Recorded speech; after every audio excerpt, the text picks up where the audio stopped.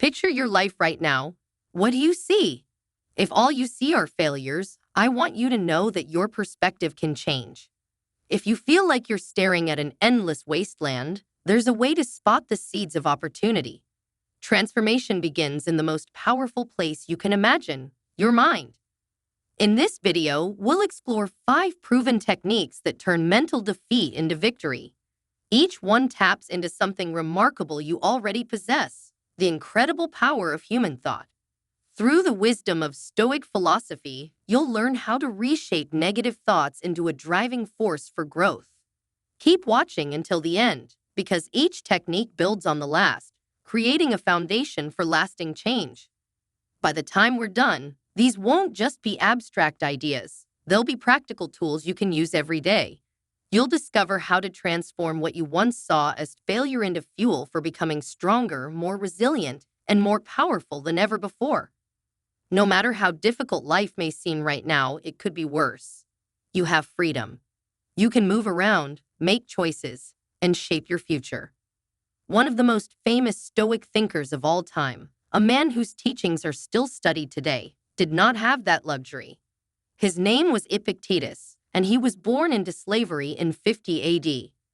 He endured a hard life, as all slaves did, and even suffered permanent damage to his leg at the hands of his master. Despite his hardships, Epictetus became one of the most influential philosophers in human history. Though his body was in chains, his mind remained free. He realized that true power isn't found in controlling external circumstances, but in mastering one's response to them. Eventually, he gained his freedom, but instead of becoming bitter, he used his experiences to teach others how to find strength in adversity. His school of philosophy influenced Roman emperors, modern CEOs, and even prisoners of war who used his principles to survive unimaginable conditions. Think about where he started and where he ended up, all through the power of his mind. If Epictetus could find freedom and strength while literally enslaved, imagine what you can do with the challenges you're facing. His life proves that circumstances don't define you, your response to them does. Epictetus once said, "Some things are in our control and others are not." A simple idea, yet one that can completely transform your life once you fully understand it. Think about your last major setback. Maybe it was a job rejection, a failed relationship, or a missed opportunity. Now, grab a piece of paper and draw a line down the middle. On one side, write down what you could control about that situation. On the other, list what you couldn't. Most people waste enormous mental energy worrying about things they have no power over. You can't change the weather, so why stress about it? You can't single-handedly change an election, so why let it consume you? If you lost a job due to unfair decisions by others, you can't control that, but you can control how you performed, how much effort you put in, and how you respond moving forward.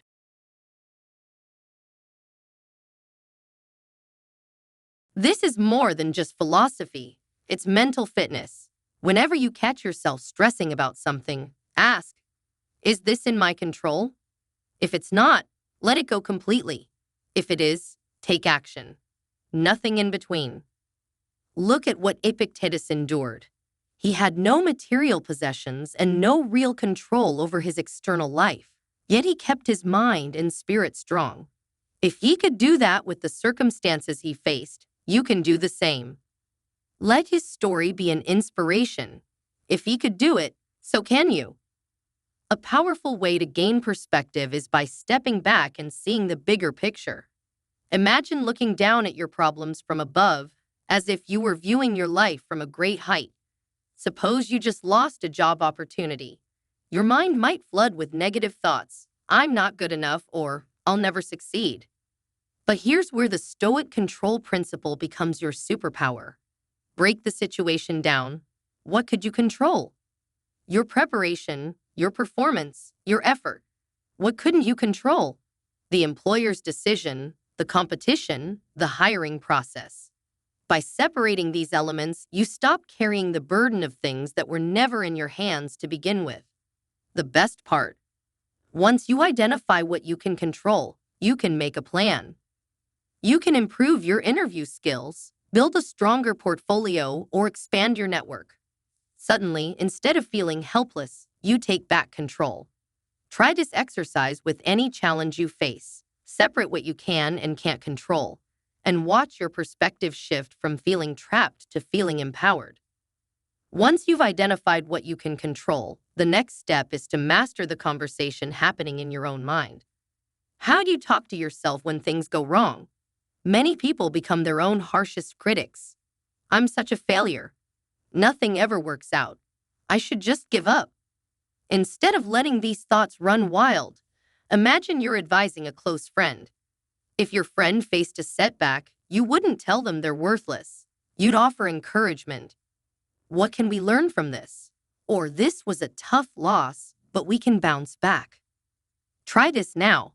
Take the situation you just analyzed and, when negative thoughts arise, pause and ask, what would I tell someone I care about in this situation? Then use that same supportive, constructive voice with yourself.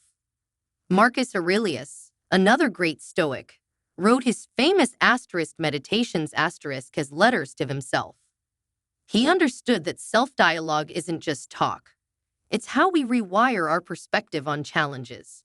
Picture your life right now. What do you see? If all you see are failures, know that this view can change. If you're staring at an endless wasteland, there are seeds of opportunity waiting to be found. Transformation begins in the most powerful place you can imagine, your mind. In this video, we'll explore 5 proven techniques to turn mental defeat into victory. Each one relies on something remarkable you already possess, the power of human thought. Through the wisdom of Stoic philosophy, you'll learn how to reshape negative thoughts into an engine for growth. Keep watching until the end because each technique builds on the last, constructing a stronger foundation. By the time we're done, these strategies won't just be abstract concepts. They'll be practical tools you can use every day to transform failure into strength, resilience, and power. No matter how rough life might seem right now, it could be worse. You have the ability to move freely, to choose your path. One of the greatest Stoic thinkers of all time, a man whose wisdom we still study today, had no such luxury. Unlike us, he was born into slavery. His name was Epictetus, and he came into the world in the year 50 AD. His life was incredibly difficult, as all lives in bondage are. His leg was permanently damaged by his master, leaving him crippled for life. And yet, despite everything, Epictetus became one of the most influential philosophers in human history. Though his body was in chains, his mind remained free. He realized that true power isn't about controlling circumstances, but about controlling one's response to them. Over time, his life changed. After gaining his freedom, he didn't let bitterness consume him, even though he had every reason to be angry. Instead, he built a school, teaching others how to find strength in adversity. His teachings influenced Roman emperors, modern CEOs, and even prisoners of war who relied on his principles to survive the most unimaginable conditions. Over 1,000 years later, we still speak his name.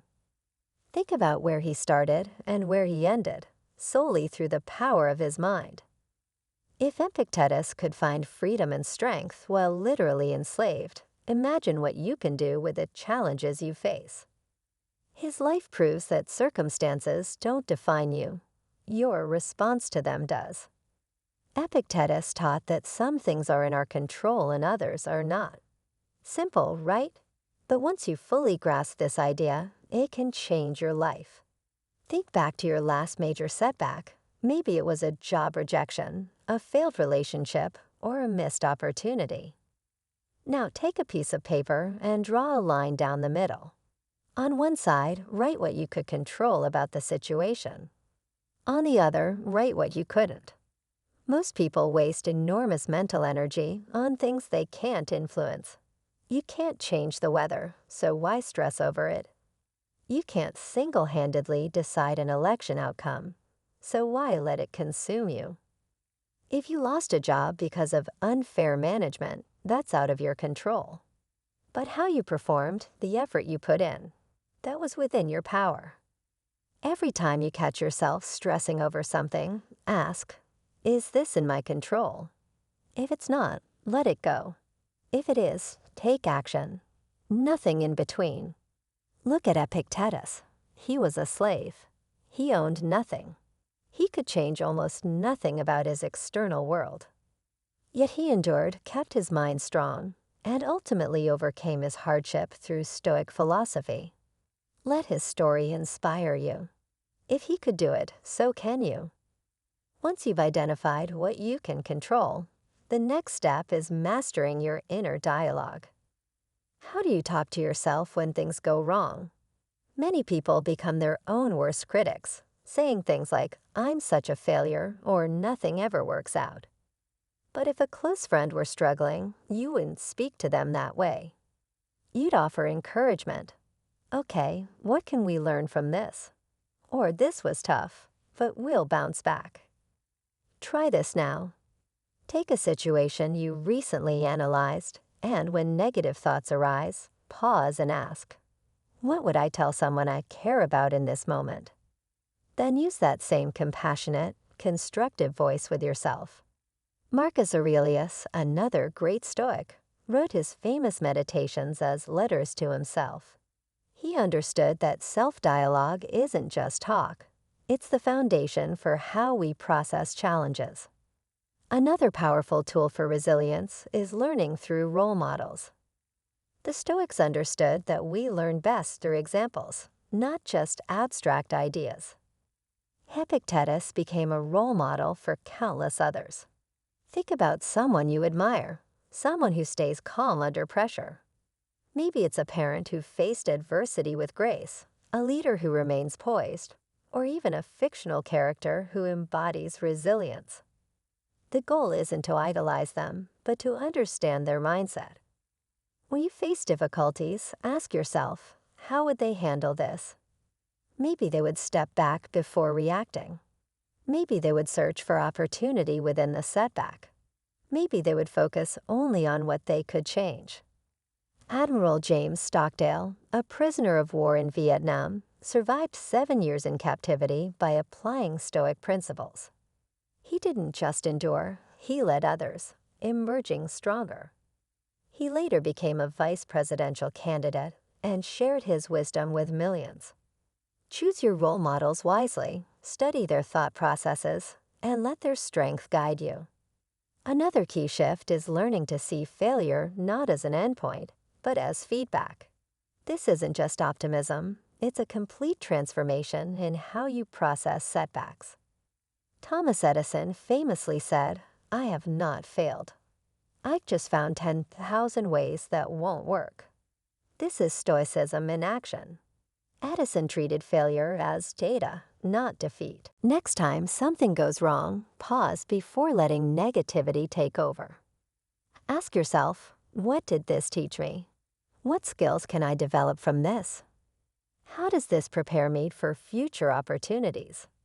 Imagine you pitched an idea at work, and it was rejected. Instead of seeing it as proof of failure, reframe it. You've learned more about your audience, gained presentation experience, and built courage by putting yourself out there. Every failure is raw material for growth if you know how to use it. The most successful people in history embraced failure as part of their journey. The Wright brothers crashed repeatedly before achieving flight.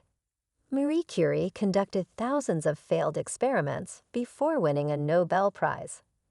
James Dyson created over 5,000 failed prototypes before his famous vacuum cleaner succeeded. These innovators didn't avoid failure. They used it as a tool for discovery.